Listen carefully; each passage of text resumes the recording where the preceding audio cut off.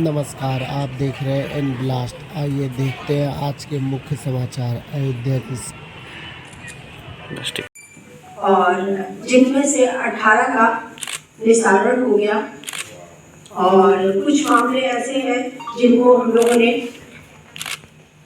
दे दिया है। उसके जो कुछ FIR नहीं हो रहे थे, कुछ की कार्रवाई नहीं हो रही थी, तो उसके लिए हम लोगों ने, जिसमें घरेलू हिंसा के 15 मामले थे, 500 का एक मामला, छेड़छाड़ का एक मामला, दहेज उत्पीड़न 2 थे, जमीनी विवाद आपके 5 थे और अन्य 13 मामले थे। 13 मामलों में आपके कई तरह के मामले थे, जैसे योजनाएं संबंधित थी, कुछ ट्रांसफर के मामले थे और कुछ बहनों के अपने मामले थे और प्रेम प्रसंग का एक मामला था।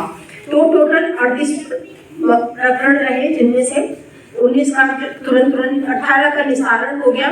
और हमारे सहयोगी सभी लोग, जैसे कि हमारे यहाँ DPO सर जो संतोष जी थे, उन्होंने काफी सहयोग किया। मीनाक्षी पांडे जी CDPO रही है और हमारे वन स्टॉप सेंटर से पल्लवी जी और हमारी बहन वंदना जी, अश्वनी कुमार जी जो DPO सर, सभी के सहयोग से आज हम लोगों का यहाँ पे जन सुनवाई सफल हुआ और इसमें 18 मामलों को निस्तारण होते हुए लोग संतुष्ट होकर के गए।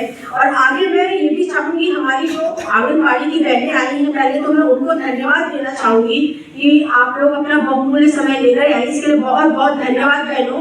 बस मैं चाहूंगी आगे से जब भी आप लोग आए तो आपको सूचना 2 दिन पहले हो जाती है मेरे ख्याल से कि जन सुनवाई होने वाली है, तो आपके गाँव में या आपके आसपास कोई भी महिला जो उत्पीड़ित हो और उसको आप जो लोग जरूर इस जन सुनवाई के बारे में जानकारी दें, क्योंकि कई महिलाओं को ना अभी भी नहीं पता है कि जन सुनवाई होती है और हमारा जो उनकी जो समस्या है वहीं पे तुरंत के तुरंत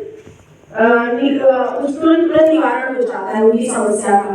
तो थोड़ा अवेयरनेस की जरूरत है और आप सभी पत्रकार बंधुओं को बहुत बहुत धन्यवाद कि आप लोग का सूचना प्रसार इतना अच्छा रहा कि पिछली बार मैं आई थी तो इतनी जन सुनवाई नहीं हो पाई थी, लेकिन इस बार अच्छा रहा कि चलिए कुछ बहुत अच्छी संख्या में लोग आए, क्योंकि उनको सूचना देने वाले आप लोगों के सहयोग से उन लोगों को सूचना मिल रही है और वो अपनी समस्याएं लेके आ रही है। और हमारे माननीय मुख्यमंत्री जी द्वारा जो महिलाओं को सशक्त बनाने के लिए कार्य किया जा रहा है, उसमें आपका भी बहुत बड़ा सहयोग है, इसके लिए बहुत बहुत धन्यवाद।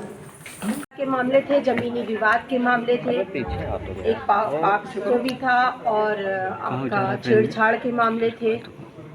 इस तरह के मामले आए जिसमें सबसे ज़्यादा घरेलू हिंसा के मामले ज़्यादा थे और जमीनी विवाद कितने किया गया आज 18 मामलों का निस्तारण हो गया और टोटल 38 मामले थे और बाकी जो भी मामले बचे हैं उसकी हम लोग फ़ोन से बात करके आख्या मंगा लेते हैं कि उस पर कार्रवाई हो रही है या नहीं। और ये रहता है कि जितनी भी आवेदिकाएं बहनें आई थी वो संतुष्ट होकर के जाती हैं और उनका जो भी आवेदन है उस पर कार्रवाई होती रहती है। मैम, तमाम मामले सामने आते हैं महिलाओं को लेकर के कि एप्लीकेशन देने के बाद भी 1.5-2 महीने पुलिस FIR नहीं करती, पेंडिंग रहते हैं मामले, तो उसके लिए क्या होना चाहिए? कुछ मामले ऐसे होते हैं ना, उसमें जांच करने में विलम्ब इसलिए हो जाता है कि दोनों पक्षों की सुनी जाती है। ऐसा होता है कि एक की सुनेंगे तो क्या पता वो उसके लिए अगर गलत निष्कर्ष निकल गया तो फिर हो जाएगा ना कि हमने तो गलत हो, तो इसलिए दोनों पक्षों को सुनने में कई बार समय लग जाता है। इस कारण से थोड़ा विलम्ब हो जाता है, क्योंकि यही निष्पक्ष जांच करने का एक यही तरीका है कि जब तक दोनों पक्षों की ना सुनी जाए, पूर्ण रूप से संतुष्ट ना हो कि किधर से गलती है, तब तक कोई फैसला नहीं ले सकते।